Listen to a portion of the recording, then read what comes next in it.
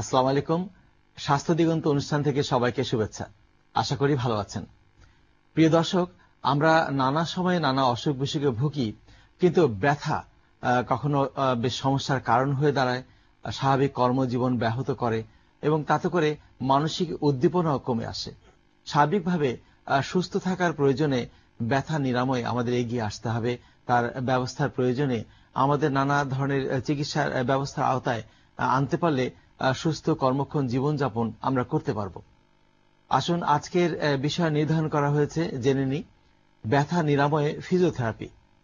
আপনাদের মুখোমুখি হচ্ছেন বিশিষ্ট বাত, ব্যথা এবং ফিজিওথেরাপি বিশেষজ্ঞ ডাক্তার এস চক্রবর্তী। শুভেচ্ছা আপনাকে।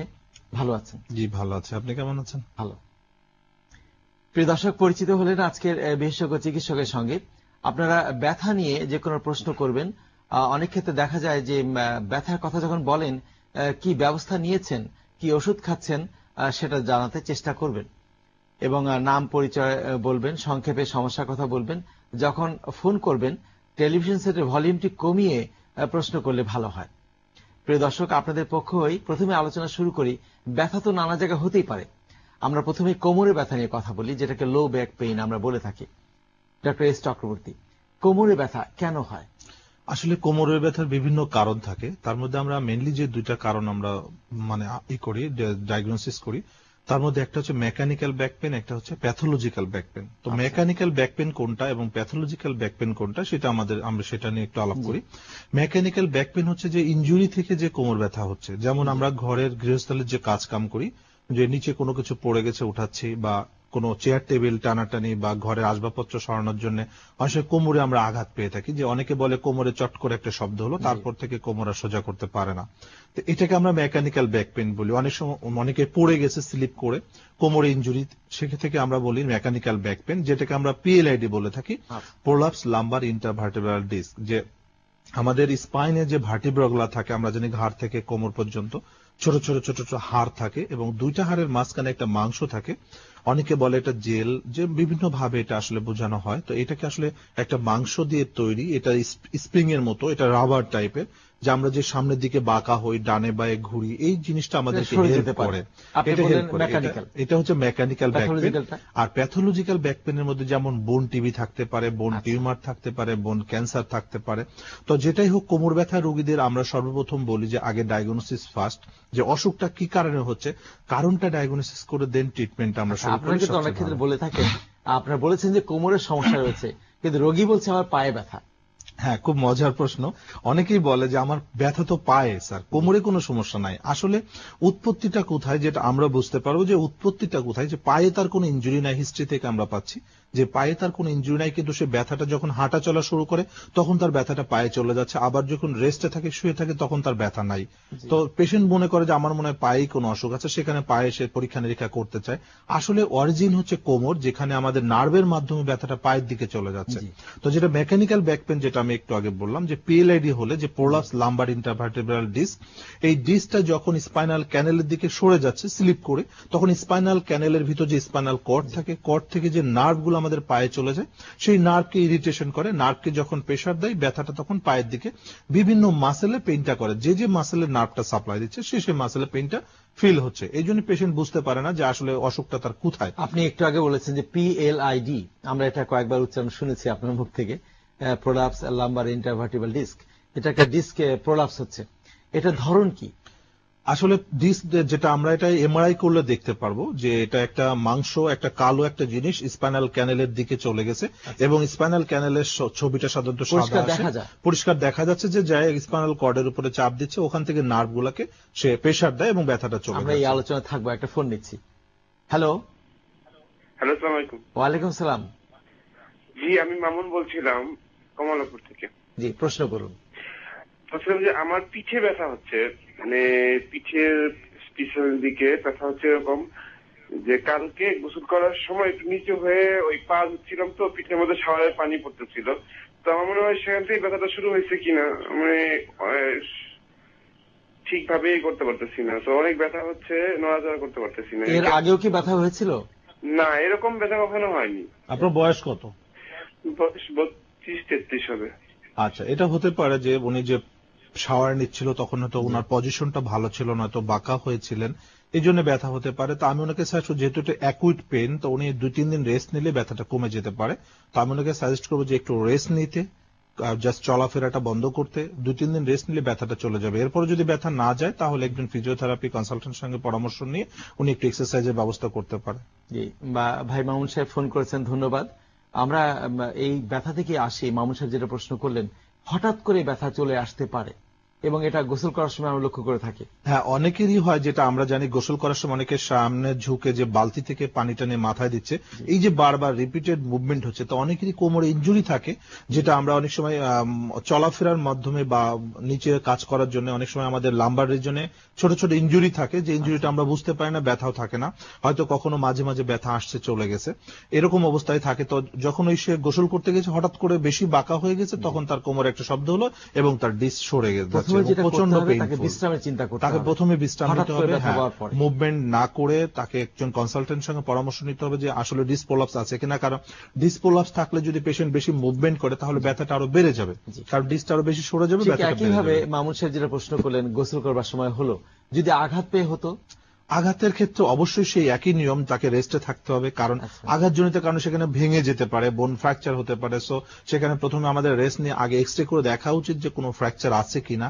যদি ফ্র্যাকচার থাকে তো সেক্ষেত্রে তার সেই ট্রিটমেন্ট নিতে হবে। অনেকেই প্রথমে চিন্তা করেন যে এরকম ব্যথা পেলে, দুর্ঘটনায় হোক বা আঘাত পেয়ে হোক, কিছু মালিশ বা মলম বাজারে পাওয়া যায় যেটা ঠান্ডা বা ব্যথা নিরোধক, অনেকে মনে করেন। এই ব্যাপারে আপনার মন্তব্য? আসলে কোনো ইনজুরি হলে, কোনো আঘাতপ্রাপ্ত জায়গায় সর্বপ্রথমে মালিশ বা মুভমেন্ট দেওয়া উচিত না, কারণ যেহেতু আঘাত, সেখানে কোনো ইনজুরি থাকতে পারে, ভেঙে থাকতে পারে বা ফেটে যেতে পারে। সাপোজ কোনো বোনে একটা ফাটা আছে, হয়তো চির পরিমাণ একটা ফাটল আছে, সেখানে যদি আমি মালিশ বা ম্যাসেজ করতে যাই বা মুভমেন্ট করতে যাই, সেই ফাটাটা ভেঙে আরো বড় আকার ধারণ করবে। এই জন্য প্রথমে তাকে এক্সরে করে দেখা উচিত যে সেখানে কোনো ফ্র্যাকচার আছে কিনা। এক্সরে করবার আগে তো অনেকে ওষুধ নিতে চাইবেন, কি মালিশ বা আমরা বরফ বা গরম পানির শেক, অনেকে গরম পানির শেক দিতে চেষ্টা করেন। না, অনেকে আসলে অ্যাকুইট ইনজুরি, আমরা যেটা বলি অ্যাকুইট ইনজুরি, সেখানে গরম পানি চেয়ে সেখানে ঠান্ডা পানি ভালো কাজ করবে। বরফ দিতে পারলে ভালো, যে এরিয়াটাতে পেন সেই এরিয়াতে বরফ দিতে পারে। কারণ যখন ইনজুরি হচ্ছে তখন সেখানে সার্কুলেশন, ব্লাড সার্কুলেশন বেড়ে যায় এবং টেম্পারেচার বেড়ে যাচ্ছে। আপনি অ্যাকুইট যেটা বলেছেন, এটা হচ্ছে হঠাৎ করে প্রাথমিক পর্যায়ে বরফ লাগাতে পারলেই ভালো। হ্যাঁ, ভালো। এবং যেটা ক্রনিক পেন, এমন গরম শেকেরও প্রয়োজন না। আমরা একটা ফোন নিচ্ছি। হ্যালো। হ্যালো, হ্যাঁ বলুন। আসসালামু আলাইকুম। ওয়ালাইকুম সালাম। আমি মোহাম্মদপুর থেকে আব্দুল হাকিম বলছি। হাকিম সাহেব প্রশ্ন করুন। জি, আমার প্রবলেমটা হচ্ছে যে আমার পায়ের হাঁটুর নিচে যে পিছনে যে ব্যাক সাইডে যে মাংসপেশিটা আছে দুই পায়েই, এটা ব্যথা করে। তো আমি এক ডাক্তারের কাছে যাই, জাপান বাংলাদেশে, মিনহাজ রহিম চৌধুরী। তো উনি আমাকে বলে যেটাকে রেস্টলেস লেগ সিনড্রোম। জি, আমি এই রোগটা সম্পর্কে একটু জানতে চাচ্ছি। এটা আমার কন্টিনিউ ব্যথা করে। ডক্টর চক্রবর্তী, হ্যাঁ, ধন্যবাদ আপনাকে। আসলে আপনার কি মুভমেন্ট করলে ব্যথা বেড়ে যায়? আমার সবসময় সমান, তো রাতে মনে হয় একটু বাড়ে। আর শুয়ে থাকলে, যখন শুয়ে থাকেন তখন? শুয়ে থাকলেই মনে হয় একটু বেশি বাড়ে, তখন পাটাকে একটু পানিতে ভিজালে মনে হয় কিছুটা আরাম বোধ হয়। আপনার বয়স কত? বয়স 32। তো ধন্যবাদ আপনাকে। এটা যেটা হতে পারে যে 32 বয়সে যেটা হয়, অনেক সময় যে আমি একটু আগে বললাম যে কোমর থেকে ব্যথাটা পায়ের দিকে যায়, এটা অনেকে আমরা বুঝতে পারি না। তো এটা আমরা এমআরআই করলে কনফার্ম করব যে এটা ডিস্কের ব্যথা কিনা। তখন আপনি বলেছিলেন যে বিশ্রাম অবস্থায় হবে না আর হাঁটা চলা করলে বাড়বে, কিন্তু সবসময় যেটা বলছেন ওনার বিশ্রামে বেড়ে যাচ্ছে। যেটা হচ্ছে স্পাইনাল কর্ডে যখন ডিস্ক প্রলাপস থাকে, তখন সে যখন বিশ্রাম নেয় তখন স্পাইনাল ক্যানেল থেকে একটা ফ্লুইড নামতে থাকে। তো ফ্লুইডটা যখন নামতে শুরু করে তখন সমস্ত ভার্টেব্রাগুলো তো হিলিং আছে, জয়েন্ট আছে, সেখানে ফ্লুইডটা ঢুকতে পারে না। যেখানে ফাটা পাচ্ছে সেখানে ফ্লুইডটা ঢুকে যাচ্ছে। ফ্লুইডটা যখন ঢুকে যায় তখন ডিস্কটা বালজিং হয়ে যাচ্ছে, ডিস্কটা মোটা হয়ে যাচ্ছে। মোটা হয়ে গেলে নার্ভকে টাচ করে, তখনই ব্যথাটা হয়। এই জন্য যাদের বেশি ডিস্ক প্রলাপস থাকে, যে ডিস্কের পার্সেন্টেজটা একটু বেশি, তাদের ক্ষেত্রে রেস্ট টাইমে ব্যথা হবে, মুভমেন্ট করলে ব্যথা হবে, সকালে ঘুম থেকে ওঠার সময় প্রচন্ড পেইন হবে, হাঁটা চলা করলে আস্তে আস্তে কমে যাবে। ওনাকে যেটা, উনি ডাক্তার সাহেবকে দেখাচ্ছেন, ওনাকে যেটা উচিত একটা এমআরআই করে কনফার্ম করা যে আসলে কোমরে তার ইনজুরি আছে কিনা। যদি ডিস্ক প্রলাপস থাকে সেটা ট্রিটমেন্ট দেওয়া উচিত, তাহলেই ভালো হয়ে যাবেন উনি। তাহলে এমনটি আমাদের জেনে রাখতে হবে, যখন উপশম হচ্ছে না, এই কারণটি বের করতে শুধুমাত্র এক্সরে নয়, এমআরআই করতেই হবে, যে সূক্ষ্মভাবে হলে বোঝা যাবে নার্ভে কোথায় চাপ পড়ছে। আমরা পিএলআইডি নিয়ে আলোচনা ছিলাম আপনার সঙ্গে। পিএলআইডি যার হয়েছে তার লক্ষণ কি প্রকাশ পাবে? পিএলআইডি যেটা হয়েছে তার হিস্ট্রি থাকবে যে সে কখনো ইনজুরি হয়েছে, যেমন সামনে ঝুঁকে কোনো কাজ করতে গিয়ে কোমরে টান লেগেছে, অথবা স্লিপ খেয়ে পড়ে গেছে, অথবা কাজের ফাঁকে অনেক সময় অনেকে বুঝতে পারে না, বলে আমি তো কখনো আঘাত পাই নাই, তবে তার সিমটম থাকে যেটা তার ব্যথা কোমরে হতে পারে, কখনো কখনো কোমর থেকে পায়ে যেতে পারে ব্যথা, মুভমেন্ট করলে ব্যথা বেড়ে যায়, শুয়ে থাকলে একটু কমে যাবে, আবার বেশিক্ষণ শুয়ে থাকলে ব্যথাটা বেড়ে যায়। এইগুলো হচ্ছে পিএলআইডি। আমরা উপসর্গ জানলাম, আমাদের করণীয় কি জানবো একটা ফোন নেওয়ার পরে। হ্যালো। হ্যালো, আসসালামু আলাইকুম। ওয়ালাইকুম সালাম। আমি উত্তরা থেকে বলছিলাম, আমার নাম আনিস। আনিস সাহেব, সমস্যার কথা বলুন। জি, আমার গত 15 দিন আগে আমার পিছনের 2 পাশে পেইন ছিল, কোমরের পাশে। হ্যাঁ, পরে হঠাৎ করে 7-8 দিন যাওয়ার পরে পেইনটা এক পাশে চলে আসে, ডান পাশে চলে আসছে, ডান পাশের ঠিক ডান হাতের ঠিক নিচে কোমরের পাশে চলে আসছে। এখন উপরে হাত দিয়ে চাপ দিলে কোনো ব্যথা অনুভব হয় না, কিন্তু ভিতরে পেইন, মানে 24 ঘন্টায় ভিতরে পেইন করে, মনে হয় যেন শিন ব্যথা হয়, একদম কোমরের ভিতরে, মানে মাংসের ভিতরে মনে হয় ব্যথাটা হয়। আপনার বয়স কত? আমার 37। আপনার কোমরে কোনো ইনজুরি ছিল, কোনো আঘাত বা কোনো কিছু মনে পড়ে? জি, এটা আমার 95-এ যখন আমি ডিগ্রি পরীক্ষা দিই, তখন আমি মোটরসাইকেল অ্যাক্সিডেন্ট করার পর একদম লাস্ট ফাইনাল কোয়ার্টারের ভিতরে আমি মোটরসাইকেল থেকে পড়ে যাই, তখন আমার ওইখানে ব্যথা পাই। আপনার ব্যথা কি পায়ের দিকে যায় না কোমরে থাকে? আমার এটা কোমরেই থাকে। হ্যাঁ, ধন্যবাদ আপনাকে। ওনার যেটা হচ্ছে এটা পিএলআইডি, এটা ফ্রেশ পিএলআইডি বোঝা যাচ্ছে, কারণ তার ইনজুরি ছিল হিস্ট্রিতে এবং তার ব্যথাটা মুভমেন্ট করে কখনো ডানে কখনো বায়ে। কারণ হচ্ছে ডিস্কের মুভমেন্টটা যেদিকে থাকবে নার্ভকে সেদিকে টাচ করবে এবং ব্যথাটা সেখানে হবে। তো ওনাকে যেটা যদি উনি কনফার্ম করতে চায় সেটার জন্য একটা এমআরআই লাগবে। তার ওনাকে সাজেস্ট করবে এটা ফিজিওথেরাপির মাধ্যমেই বেটার সুস্থ করা সবচেয়ে ভালো, কারণ পেইন কিলার খেলে যেটা আমাদের হয় যে পেইন কিলার আমরা জানি অনেক সাইড ইফেক্ট থাকে, কিডনির সমস্যা হতে পারে, আদার্স অনেক প্রবলেম। তো এই জাতীয় পিএলআইডি ট্রিটমেন্ট আসলে পেইন কিলারে না করে ফিজিওথেরাপির মাধ্যমে করা উচিত।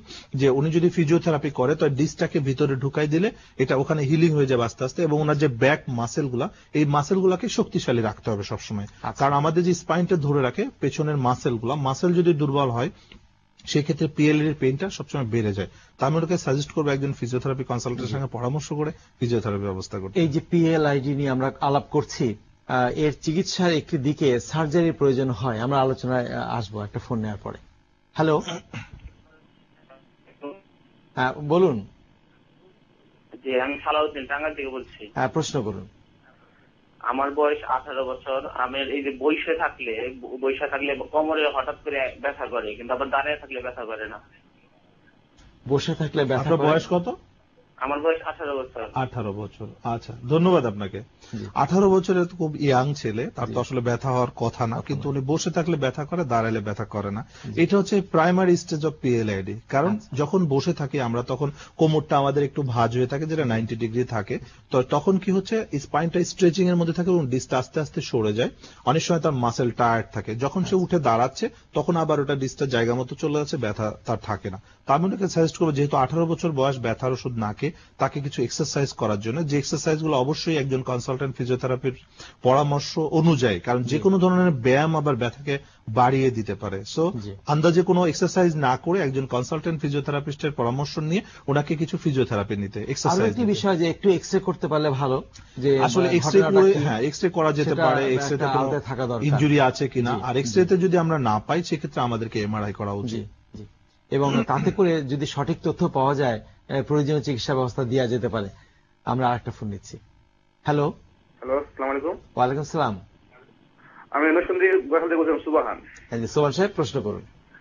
আমার সমস্যা 4 মাস আগে আমি একটা সমস্যা ছিল, হাত পা শক্তি পাই না, জিবিএস। এখন ডাক্তার বলছে কোনো চিকিৎসা বাংলাদেশে নাই, এখন ফিজিওথেরাপির মাধ্যমে সুস্থ করা যায়। এখন এই রোগটা সম্বন্ধে জানতে চাই আমি। আপনার বয়স কত? আমার বয়স 30। কতদিন হলো আপনার জিবিএস? 4 মাস। 4 মাস। আপনি কি কোনো ইনজেকশন দিয়েছিল? হ্যাঁ, ইনজেকশন দিয়েছিল। কত টাকার ইনজেকশন এটা? এটা ইন্ডিয়ান ইনজেকশন দিয়েছিল 1000 টাকার মতো। ও আচ্ছা। আর আপনি কি এখন হাত পা একদম নাড়াইতে পারেন না? এখন লাগাতে পারি কিন্তু কোমরে শক্তি পাই না, কোমর উঠতে বসতে পারি না। আচ্ছা আচ্ছা, খুব সুন্দর প্রশ্ন। এবং এই পেশেন্ট আসলে আমাদের দেশে প্রচুর এই জিবিএস পেশেন্ট আসে। আসলে যাদের অনেকেরই অ্যাবিলিটি নাই, যেটা এখন কিছু ইনজেকশন বের হয়েছে কিন্তু অনেক এক্সপেন্সিভ, 10 থেকে 12 লাখ টাকা, তো সবার জন্য সম্ভব না। এই ইমিউনোগ্লোবিউলিন যে ইনজেকশন গুলো দেওয়া হয় তো সেটা সবাই দিতে পারে না। তবে জিবিএস এর ট্রিটমেন্ট যেটা বলছে বাংলাদেশে ফিজিওথেরাপি সবচেয়ে বেস্ট ট্রিটমেন্ট, কারণ এটা আসলে হয়ে যাওয়ার পরে যদি উইদিন 72 আওয়ার্স এর মধ্যে ইনজেকশন গুলো দেওয়া যায় সেক্ষেত্রে ইমপ্রুভমেন্টটা খুব বেটার। বাট ফিজিওথেরাপি অবশ্যই লাগবে, কারণ উইদাউট ফিজিওথেরাপি জিবিএস পেশেন্টকে সম্ভব না সুস্থ করা। তা আমি ওনাকে সাজেস্ট করবো অবশ্যই ফিজিওথেরাপি দিতে হবে, এবং ফিজিওথেরাপি দিলে উনি ভালো হবে। তো উনি কোনো বেটার কনসালটেন্ট ফিজিওথেরাপিস্টের সঙ্গে কথা বলে তার পরামর্শ অনুযায়ী ওনাকে দ্রুত ফিজিওথেরাপি ব্যবস্থা করা, যতদিন পর্যন্ত উনি সুস্থ না হচ্ছে ফিজিওথেরাপি করতে হবে, এবং ফিজিওথেরাপি করলে উনি সম্পূর্ণরূপে সুস্থ হবে। সোহান সাহেব যেহেতু নরসিংদীতে আছেন, আমার মনে হয় যে প্রথম থেকে ইমিউনোগ্লোবিন যেহেতু দেওয়া হয়নি, এখন তো দেওয়া যাবে না, আফসোস করার কিছু নাই। তবে এখন ফিজিওথেরাপি নিলে উনি আবার সম্পূর্ণ সুস্থ হতে পারবেন, এবং ঝুঁকিও কম। আর ফিজিওথেরাপিতে কোনো রিস্ক নাই, এবং ওনার আশপাশে অনেক ফিজিওথেরাপিস্ট আছে, উনি একটু খোঁজ করলেই পাবেন। এবং জিবিএস এর প্রথম দিকে একটু ঝুঁকি থাকে। একটা ফোন নিচ্ছি। হ্যালো। হ্যাঁ বলুন। হ্যালো, শুনতে পাচ্ছি। আচ্ছা, আমি বলতে চাচ্ছি যে আমার বাম সাইডে সবসময় ব্যথা থাকে, পায়ে এবং কোমর। বাট ইদানিং আমার একটা জিনিস দেখা যাচ্ছে যে আমার পেটের নিচে, তল পেটে ডানে একটা ব্যথা হয়। এই ব্যথার সাথে আমার পুরো কোমর প্লাস পা দুইটাই ব্যথা করে। আপনার বয়স কত? 20। আচ্ছা ঠিক আছে। আপনি কোনো পরীক্ষা নিরীক্ষা করিয়েছেন? হ্যাঁ, আমি আল্ট্রাসোনোগ্রাম করিয়েছেন? আল্ট্রাসোনোগ্রাম হ্যাঁ করেছিলাম। তাতে কিছু বলেছেন? না, তার কিছুই ছিল না। এটা আমার 1-1.5 বছর আগে হয়েছিল, বাট ইদানিং আবার দেখা দিয়েছে। বাট ইদানিং আমি আবার কোনো পরীক্ষা নিরীক্ষা করি নাই, ডাক্তার দেখিয়েছিলাম, ডাক্তার ওষুধ দিয়েছে, ওইটা খাওয়ার পর এখন নরমাল আছে আর কি। আবার 2 দিন পর পরই আবার এই ব্যথাটা হয়। শুয়ে থাকলে ব্যথা কি করে? শুয়ে থাকলে ব্যথা নরমাল থাকে, বা মাঝে মাঝে ব্যথা বেড়ে যায়, আবার কখনো হাঁটতে গেলে ব্যথা করে, হাঁটতে পারি না। আচ্ছা, এটা খুব সুন্দর প্রশ্ন করছে। বয়স কম, 20 বছর বয়স। 20 বছর, 15 বছর, 18 বছর বয়সে যাদের ব্যথা হয়, তো অল্প বয়সে ব্যথা হতো এটা একটু টেনশনের বিষয়, এবং তার ব্যথাটা ডান দিকে চলে আসে। অনেকে আবার এটা অ্যাপেন্ডিসাইটিস মনে করতে পারে। তো এটা আসলে পরীক্ষা নিরীক্ষার মাধ্যমে কনফার্ম করতে হবে তার ব্যথাটা কোত্থেকে আসে এবং ব্যথাটার অরিজিনটা কোথায়। আসলে এটা কোমর থেকে তার ব্যথাটা যাচ্ছে, যেহেতু আল্ট্রাসোনোগ্রাম বা তার ব্লাডের রিপোর্টে সবকিছু নর্মাল আসছে, এবং তার ব্যথাটা কোমরের সাথে পেটের সাথে সম্পর্ক। কারণ কোমরে আমাদের যে নার্ভ, এই নার্ভগুলা পেটে, পিঠে, পায়ে সমস্ত জায়গায় আমাদের নার্ভ সাপ্লাই দিচ্ছে। সো ব্যথাটা যে কোনো জায়গায় হতে পারে পিএলআইডির কারণে। তো এই জন্য আমি ওনাকে একটা সাজেস্ট করবো যে উনি যদি ব্যথাটা যেহেতু কমে যাচ্ছে, সো এখানে শুধু একটু ফিজিওথেরাপি, যে একজন কনসালটেন্টের সাথে পরামর্শ করে কিছু এক্সারসাইজ আছে যদি উনি করে, সেটাতে উনি বেটার ভালো হয়ে যাবে। আর এরপরও যদি প্রবলেম থাকে তাহলে তাকে একটা এমআরআই করে দেন ট্রিটমেন্ট নেওয়ার পরামর্শ করবো। এবং মহিলাদের ক্ষেত্রে আমাদের পরামর্শ যে রুটিন চেক আপ গুলো করিয়ে নেওয়া ভালো। প্রস্রাবের সমস্যা আছে কিনা, ইউটেরাসের সমস্যা থাকতে পারে, ইউটেরাস অনেক সময় টিউমার থাকতে পারে, এগুলো সঠিক নিরূপণ করা খুবই জরুরি। এবং একটি পর্যায়ে তো আছে যে চিকিৎসা ভালো হচ্ছে না, ফিজিওথেরাপি আওতায় এলে দেখা যায় ক্রমশ কমে যাচ্ছে, যেটা হয়তো এমআরআই করতে দেরি করছেন। এমআরআইটা করা দরকার, কিন্তু অনেকে আছে এমআরআই করতে পারে না টাকার জন্য। তো সেই ক্ষেত্রে যারা এমআরআই করতে পারবে না তাদের এক্সরে বা আল্ট্রাসোনোগ্রাম অথবা ব্লাড টেস্ট করে কনফার্ম করা যায়। আসা উচিত, আস্তে আস্তে ধাপে ধাপে চিকিৎসার পথটা খোলাসা করা দরকার। প্রয়োজনে এমআরআই করতে হবে, এটাও পালিয়ে বেড়ালে হবে না। একটা ফোন নিচ্ছি। হ্যালো। আসসালামু আলাইকুম। ওয়ালাইকুম সালাম। আমার এই পিঠের বাম পাশে চাকার মতো হয় এবং খুব ব্যথা হয় মাঝে মাঝে, বুঝছেন। এই গরু পাক খাইলে, মানে মাংস জাতীয় কিছু খাদ্য খাবার খাইলে আর কি খুব প্রচন্ড ব্যথা হয় আর কি পিঠের বাম পাশে। আপনার নাম পরিচয় বলুন। আমার নাম বুলবুল, আমি কালিয়া থেকে, নড়াইল কালিয়া থেকে বলছি। জি। আপনার ব্যথা কি পায়ে চলে যায় না পিঠে ব্যথা থাকে? পিঠে ডাইন বাম পাশে বিভিন্ন জায়গায় ছড়ায় যায় আমার ব্যথাটা, আবার মাঝে মাঝে দম টম বন্ধ হয়ে আসে। আচ্ছা, ধন্যবাদ আপনাকে।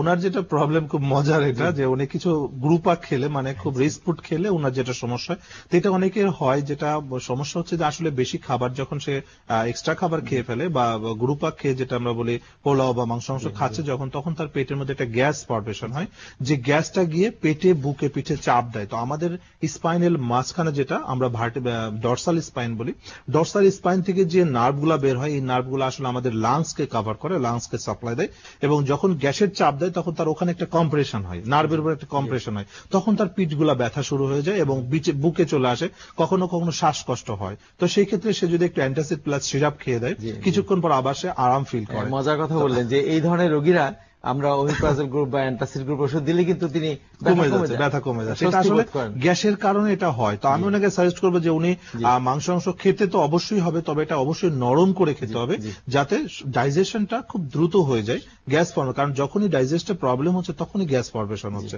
তো এটা করতে প্লাস পাশাপাশি যদি এরকম সমস্যা হয় সাথে সাথে অ্যান্টাসিড সিরাপ খেতে, আর এরপরে যদি প্রবলেম থাকে তাহলে একজন কনসালটেন্টের সঙ্গে পরামর্শ নিতে। প্রিয় দর্শক, আপনারা আলোচনায় শুনছেন ব্যথা নিরাময় ফিজিওথেরাপি। সময় হলো ছোট্ট একটা বিরতি নেবার। আমরা এক্ষুনি ফিরে আসবো, আশা করি আমাদের সঙ্গেই থাকবেন।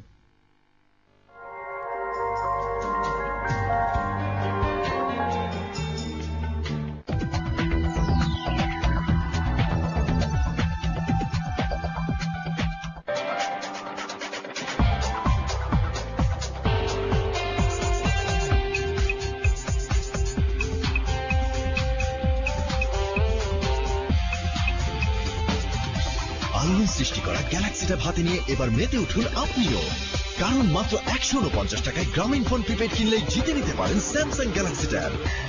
আরো আছে Grameenphone C100 handset, internet modem আর গ্রামীণ ফোন ব্র্যান্ডের জার্সি। আর প্রতিটি সংযোগে 300 টাকা টক টাইম, 500 SMS এবং 45 মেগাবাইট ইন্টারনেট একদম ফ্রি। বিস্তারিত দেখুন পত্রিকায়। কাছে থাকুন গ্রামীণ ফোন।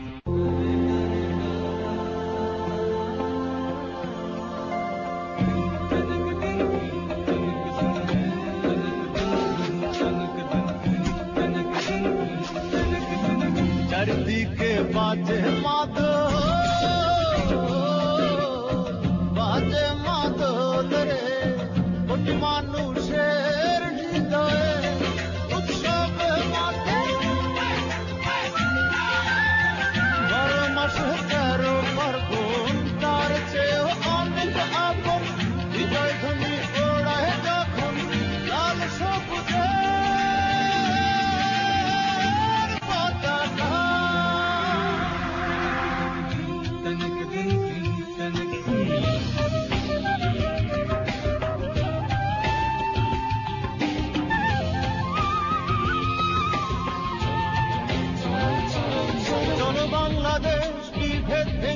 সকল আধার বাধা দিয়ে নতুন ঠিকানা, আগের ইতিহাস স্বপ্ন দেখি নতুন সুরের মন্থনা।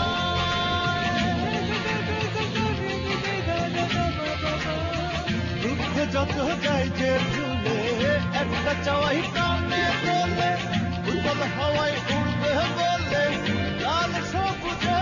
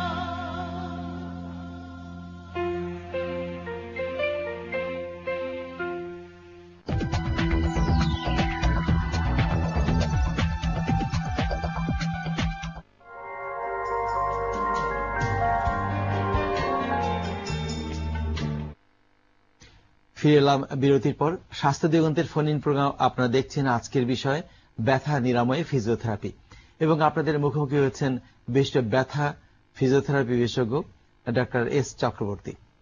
আমরা আলোচনায় ছিলাম লো ব্যাক পেন নিয়ে বা কোমরের ব্যথা নিয়ে। একটি প্রসঙ্গে আসি, কোমরের ব্যথা ভালো হতে চায় না, প্রায় সবাই বলেন। এই ব্যাপারে আপনার মন্তব্য কি? আসলে কোমরে ব্যথা ভালো হতে চায় না, তার একটাই কারণ হচ্ছে কোমরে ব্যথা কি কারণ হচ্ছে সেই কারণটাই আমরা জানতে পারি না। অনেক পেশেন্টদের জিজ্ঞাসা করলে জিজ্ঞাসা যখন করে যে আসলে আপনার কোমরে ব্যথা কেন হচ্ছে, আপনি কি জানেন, বলেন না স্যার জানি না। তাহলে কিভাবে চিকিৎসা? যেমন পেটে ব্যথা হচ্ছে কখনো কখনো, তো সবাই জানে যে পেটে কেন ব্যথা হচ্ছে, হয় গ্যাসের কারণ হচ্ছে, নাইলে টিউমার আছে, নাইলে গলব্লাডার পাথর, নাইলে অ্যাপেন্ডিসাইটিস, যে কোনো কারণে ব্যথা যেটা পেশেন্টরা জানতে পারে। বাট কোমরের ব্যথাটা আসলে পেশেন্টদেরকে আমরা ক্লিয়ারলি বুঝাইতে অক্ষম বা বুঝাচ্ছি না, কেউ কেউ বুঝাচ্ছে পেশেন্ট বুঝতে পারে না। তো এটা আসলে একটা কমিউনিকেশনের ব্যাপার, পেশেন্টকে ক্লিয়ারলি বুঝাই দেওয়া উচিত যে আসলে কি কারণে আপনার ব্যথাটা হচ্ছে। আরেকটি বিষয় যে আমাদের প্রায়শ লক্ষ্য করি যাদের কোমর ব্যথা, আমরা শুনি তিনি বিশ্রামে আছেন। এই যে ঘন ঘন বিশ্রামে থাকা, এই বিষয়ে আপনার মন্তব্য কি? আসলে এটা বিশ্রাম নিলে ট্রিটমেন্টটা ভালো হয়, কিন্তু যেটা হচ্ছে যে সে প্রপারলি বিশ্রাম নিচ্ছে না। সে কি করে, পেশেন্ট অফিস ছুটি নিচ্ছে যে আমি 10 দিনের ছুটি নিলাম কোমর ব্যথা, 10 দিনের মধ্যে সে ছুটিতে বাসায় আছে, কিন্তু সে গোসল করছে, সে ভাত খেতে ডাইনিং এ যাচ্ছে, সে টয়লেটে যাচ্ছে, সে বাজারে যাচ্ছে, সো সে কিন্তু রেস্টে আছে। কোথায়? অফিস থেকে রেস্ট, আসলে কিন্তু সে রেস্ট নিচ্ছে না। কিন্তু কোমর ব্যথা আমরা যেটা বলি অ্যাবসলিউটলি বেড রেস্ট, যেটা তাকে প্রস্রাব পায়খানা বিছানায় শুয়ে করতে হবে এবং কমপ্লিটলি তাকে 3 থেকে 6 সপ্তাহ, কখনো কখনো 3 সপ্তাহ, কখনো 4 সপ্তাহ, ম্যাক্সিমাম 6 উইকস ট্রিটমেন্ট নিলে কোমর ব্যথা 100% সুস্থ হবে। কিন্তু সেখানে একটা বিভ্রাট আছে, অনেকে বলে থাকে যে শক্ত বিছানায় শুয়ে থাকতে হবে। হ্যাঁ, এটা একটা মজার জিনিস। হ্যাঁ, অনেকে বলেন যে শক্ত বিছানায় শুতে হবে, ফ্লোরে শুতে হবে, কাঠের বিছানায়। আসলে আমরা কি জানি, আমরা দেখি যে আমাদের বডিটা সমান না, তো সমান যেহেতু না, তো বাঁকা তেরা, তো এই বাঁকাটা কে কাভার করবে? এই জন্য অবশ্যই শক্ত বিছানা না, সেখানে সফট বিছানা হতে হবে, 2 থেকে 3 ইঞ্চি নরম বিছানা, যেটা আমরা তোষক ব্যবহার করতে পারি, আমরা ম্যাট্রেস ব্যবহার করতে পারি, বা আমরা জাজিমের উপর তোষক ব্যবহার করতে পারি, কিন্তু অবশ্যই শক্ত বিছানা ফ্লোরে শোয়া একদম উচিত না। একটা ফোন নিচ্ছি। হ্যালো, আসসালামু আলাইকুম। ওয়ালাইকুম আসসালাম। হুমায়ুন কবির বাবুল বলছি। প্রশ্ন করুন। জি জি, আমার স্যার সমস্যা হচ্ছে বুকে ডান পাশে হালকা হালকা ব্যথা হয়। জি জি। তো এই অবস্থা কি? দেখো, কি শ্বাসকষ্ট আছে? শ্বাসকষ্ট হয় না, শ্বাসকষ্ট নাই। ধন্যবাদ আপনাকে। আচ্ছা, এইটা কিন্তু খুব মজার একটা প্রশ্ন করছেন যে বুকে অনেক সময় ব্যথা হয়। তো বুকের ব্যথার সাথে হার্টের একটা সম্পর্ক আছে, আবার অনেক সময় হার্টের সমস্যা নেই, হার্ট ভালো আছে। যে বুকের ব্যথা হলে সাধারণত আমরা হার্টের ডাক্তারের কাছে যাচ্ছি, সেখানে গিয়ে হার্টের চেক আপ করলো, ইসিজি করলো, সবকিছু নর্মাল, কিন্তু ব্যথা আছে। তো এই ব্যথাটা আরো কয়েকটা কারণ হতে পারে, যেমন গ্যাসের জন্য ব্যথা হতে পারে। আরেকটা কারণ হতে পারে যেটা আমাদের ডরসাল স্পাইনে কোনো ইনজুরি থাকতে পারে, যেটা আমাদের পিঠের মাঝখানে যে ভার্টেব্রা গুলো আছে সেখানে কোনো ডিসপোলাপস থাকতে পারে, অথবা অস্টিওফাইটস থাকতে পারে, অথবা সেখানে ডিজেনারেশন থাকতে পারে। এগুলোর কারণে তার নার্ভের উপর চাপের কারণে তার বুকে বা ডান পাশে বা বাম পাশে ব্যথা হচ্ছে। তো আসলে কনফার্ম করতে হবে যে বুকের ব্যথা হলে প্রথমে তার শ্বাসকষ্ট হচ্ছে কিনা, আর শ্বাসকষ্ট যদি না হয়ে থাকে তাকে কনফার্ম করতে হবে যে তার ইসিজি করে যে তার হার্টের কোনো সমস্যা আছে কিনা, তারপরে তাকে কোমরের বা পিঠের ব্যাপার যে বুকে ব্যথা শুধু হার্ট কেনা, পাশাপাশি এখানে হাড়ও রয়েছে, হাড়ের, হ্যাঁ, রিপস রয়েছে, তাদের জয়েন্ট রয়েছে, নার্ভ রয়েছে, প্লুরা রয়েছে। সুতরাং নানা জায়গার সমস্যার কারণে বুকে ব্যথা হতে পারে।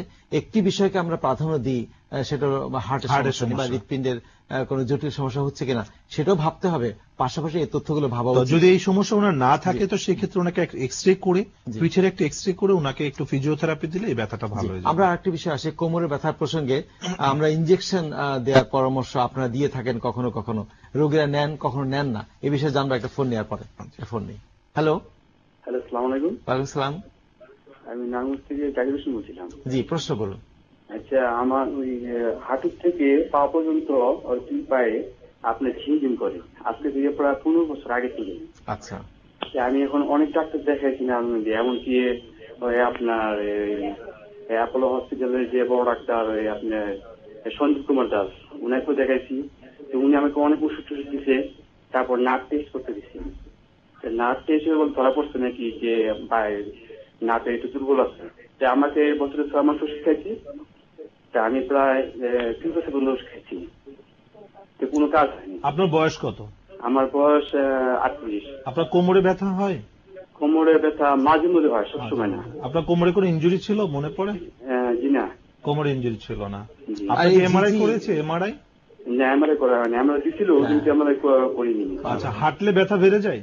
না, হাঁটু কোনো ব্যথা নেই, কিন্তু হাঁটা চলা করলে ব্যথা বেড়ে যায়? জি না। শুয়ে থাকলে? শুয়ে থাকলে পাটা ঝিমঝিম করে। ঝিমঝিম করে, আচ্ছা, ধন্যবাদ আপনাকে। খুব মজার প্রশ্ন করছেন। উনি ওষুধ খাচ্ছেন কিন্তু ব্যথা ভালো হচ্ছে না।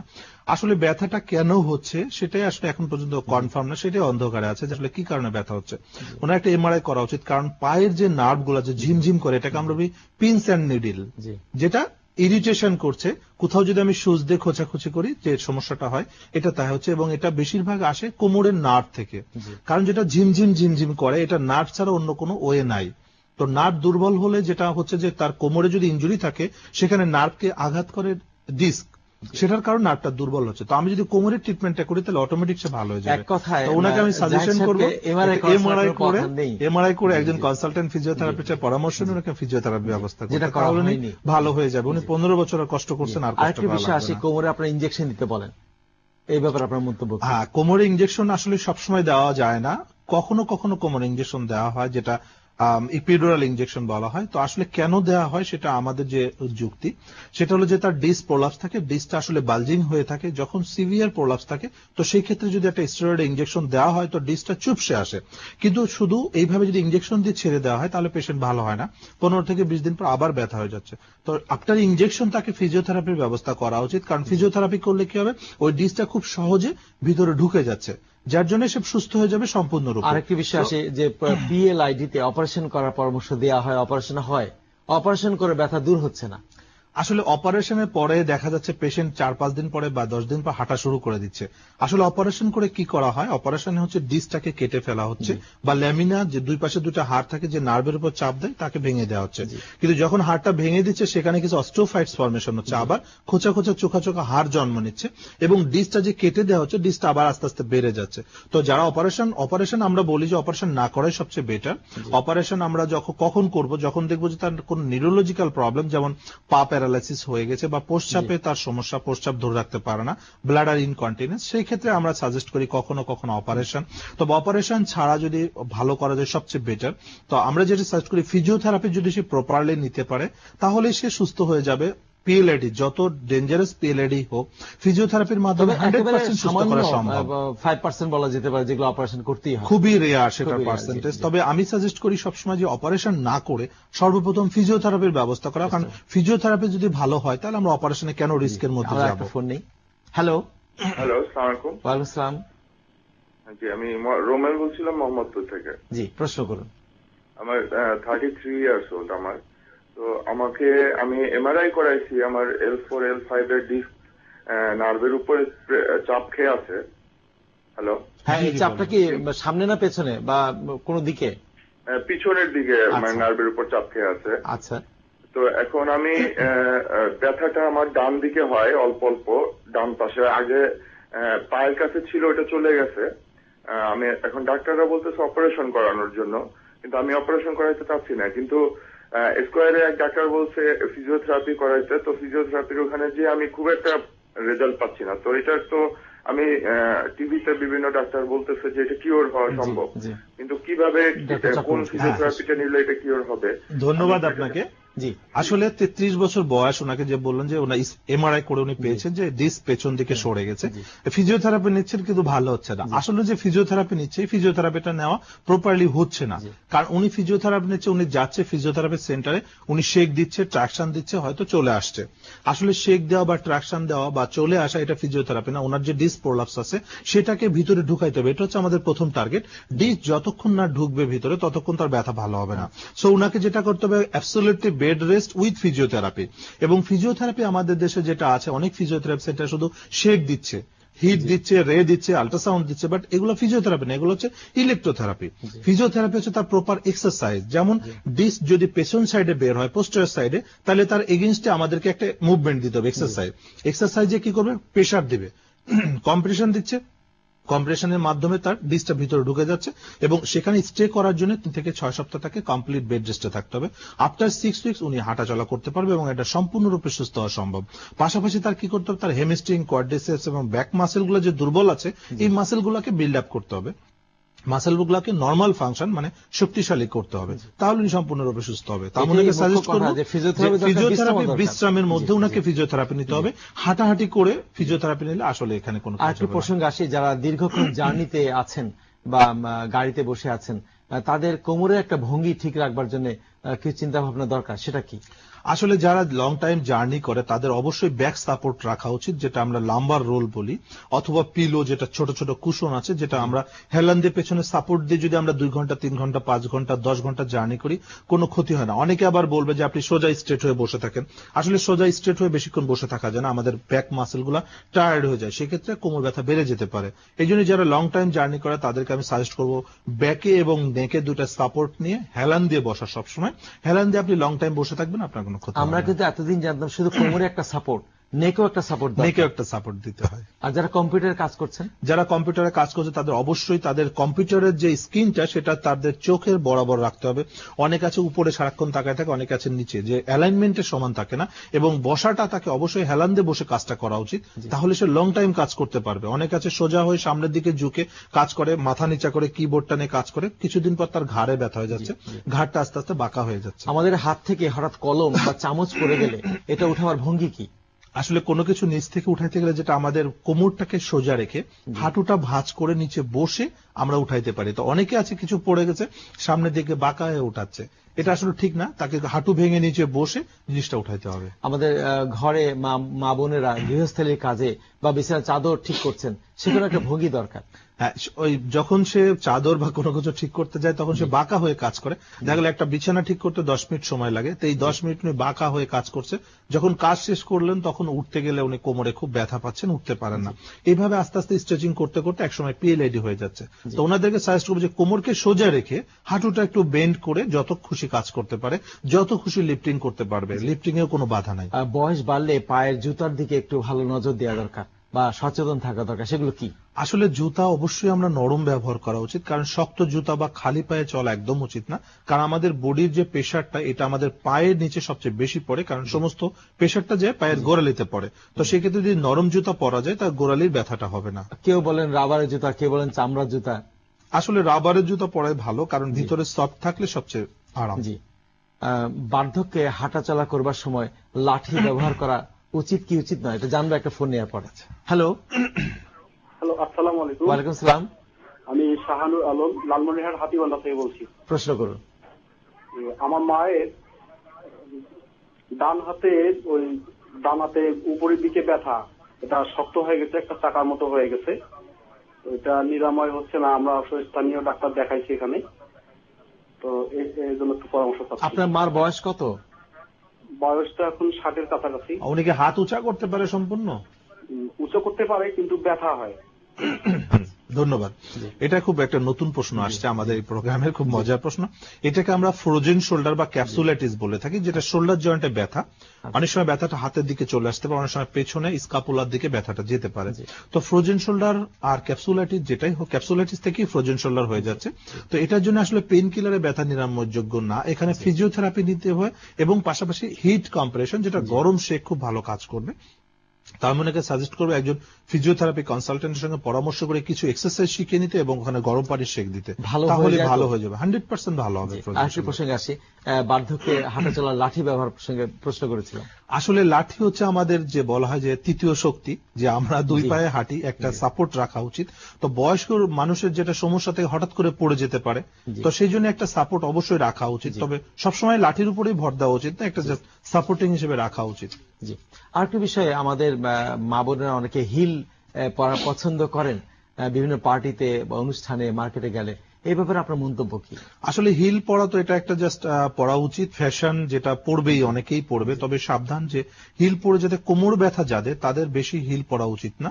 তবে সম্ভব যতটুকু নিচে পরা যায় ততই ভালো, কারণ একদম ফ্ল্যাট পরে তো আসলে যেতে পারবে না, হিল পরতে হবে। তবে কোমরের দিকে খেয়াল রাখা উচিত, আর সাথে সাথে যদি তার ব্যাক পেইন হয় তো অবশ্যই ফিজিওথেরাপির ব্যবস্থা করা উচিত। আমাদের প্রায় বাসাতে দেখা যায় বিদেশি কিছু মলম রয়েছে, কোমরে ব্যথা হলেই তারা ম্যাসাজ শুরু করেন, এই ব্যাপারে আপনার মন্তব্য? আসলে কোমরে ব্যথা হলে ম্যাসাজ করলে যে ভালো হবে এটা আসলে ট্রিটমেন্ট না, এটা সাময়িক, যে সে হয়তো একটু আরাম পাচ্ছে, কখনো ঠান্ডা বা কখনো যেটা বার্নিং হচ্ছে, যে কিছু মলম আছে চামড়ায় লাগাই দিলে এত বার্নিং হয় যে সে ভিতরের ব্যথার কথা ভুলে যাচ্ছে, উপরের গরম মানে প্রচন্ড বার্নিং সেন্সেশন, তো সেটার জন্য সে মনে করে এটা মনে হয় বেটার। আসলে এটা ট্রিটমেন্ট না, তাকে কোমর ব্যথা কেন হচ্ছে সেটা ডায়াগনোসিস করে তাকে ট্রিটমেন্টের ব্যবস্থা করা উচিত। ম্যাসেজ বা মালিশ করে আসলে এটা আস্তে আস্তে আরো ব্যথাটা বেড়ে যাবে।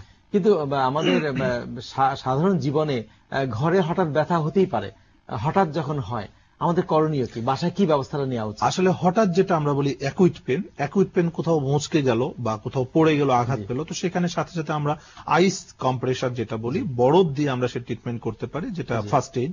সেখানে অনেকে আছে গরম পানি দিতে চেষ্টা করে। আসলে যখন ইনজুরি হচ্ছে সাথে সাথে গরম সেখানে দেওয়া উচিত না, কারণ সেখানে ব্লাড সার্কুলেশন বেড়ে এমনি টেম্পারেচার বেড়ে যাচ্ছে। সেখানে কোল্ড দিলে কি হবে, সেখানে হেমোরেজটা কম হবে, যে ব্লাড হেমোরেজ হচ্ছে সেটা কমে যাবে এবং তার সোয়েলিংটা কমে যাবে, ফুলাটা কমে যাবে, ব্যথাটাও আরাম পাবে। তো ভিন্ন প্রসঙ্গে আসে, সময় আমাদের কম, হাঁটু ব্যথা নিয়ে একটু আসি। হাঁটু ব্যথা এটা সমস্যার বড় ধরনের কারণ। অনেক ক্ষেত্রে যারা দোতলা তিনতলা থাকেন তাদের উঠতে চলতে বাথরুমে নানা সমস্যা হয়। এই হাঁটু ব্যথা যাদের হয়েছে তাদের ব্যবস্থা সম্পর্কে যদি কিছু বলেন। আসলে হাঁটু ব্যথা তো বিভিন্ন কারণে হয়ে থাকে, তার মধ্যে যেটা অস্টিওআর্থ্রাইটিস বা রিমাটয়েড আর্থ্রাইটিস যেটা এটা হতে পারে। এছাড়া যেটা অনেক সময় বিভিন্ন ধরনের প্যাথোলজির কারণে হতে পারে, যেমন হাড়ের মধ্যে টিউমার থাকতে পারে, হাড়ের মধ্যে টিবি থাকতে পারে। তো আমাদের আসলে এক্সরে বা এমআরআই বা প্যাথোলজিক্যাল পরীক্ষা করে কনফার্ম করা উচিত কি কারণে ব্যথাটা হচ্ছে। এক কথা তো বলেই আমরা খালাস পেতে চেষ্টা করি, সেটা হলো হাড় ক্ষয় হচ্ছে। আসলে হাড় ক্ষয়ের জন্য হাঁটু ব্যথা হয় না, যেটা অনেক সময় হয় আর্থ্রাইটিস, যেটা কার্টিলেজের ডিজেনারেশন, কার্টিলেজ ক্ষয়ে যাচ্ছে। আমাদের হাঁটুর মধ্যে একটা কুরকুরে একটা মাংস থাকে, এটা আমরা সবাই জানি, সাদা একটা কুরকুরে মাংস, যেটাকে আমরা কার্টিলেজ বলি। এই কার্টিলেজটা যখন ডিজেনারেশন হচ্ছে, বয়সের কারণে হতে পারে, ইনজুরি থেকে হতে পারে, যে আঘাত কারণে সেখানে ট্রমা হচ্ছে, সেখানে ইনজুরি আছে, এবং আস্তে আস্তে কি হয়, ব্যথার কারণে যেটা আমাদের হেমিস্টিং কোয়াড্রিসেপস মাসেল উইক হয়ে যাচ্ছে। তো যত হেমিস্টিং কোয়াড্রিসেপস উইক হচ্ছে, আমার বডির প্রেশারটা পড়ে নি জয়েন্টের উপরে, তখন কার্টিলেজটা আরো ভেঙে যাচ্ছে। তো কার্টিলেজ ভাঙতে তার গ্যাপ ছোট হয়ে যাচ্ছে, সেখানে যে ফ্লুইড জেল সিক্রেশন হয়, সেই জেলটা সিক্রেশন হতে পারে না, তখন তার জয়েন্টটা মুভমেন্ট স্লো হয়ে যাচ্ছে, আস্তে আস্তে ভাঁজ বন্ধ হয়ে যাচ্ছে। তো যেটাই হোক, আসলে এটা কার্টিলেজ ইনজুরির জন্য হচ্ছে। তো এটা ট্রিটমেন্ট হচ্ছে ফিজিওথেরাপি, যদি সে প্রপারলি নিতে পারে। আসলে ফিজিওথেরাপি কিভাবে হেল্প করে এটা অনেকেই ভুল জানে। তো মনে করেন যে ওষুধ দিলে কমে যাবে, আসলে ওষুধ দিলে কমবে না। ওষুধ দিলে পেশেন্ট আস্তে আস্তে আরো ডিজেবল হয়ে যাচ্ছে। কেন? কারণ তার পেইন একটু কমে, হাঁটা চলা বেড়ে যাচ্ছে, কার্টিলেজ আরো ভেঙে যাচ্ছে।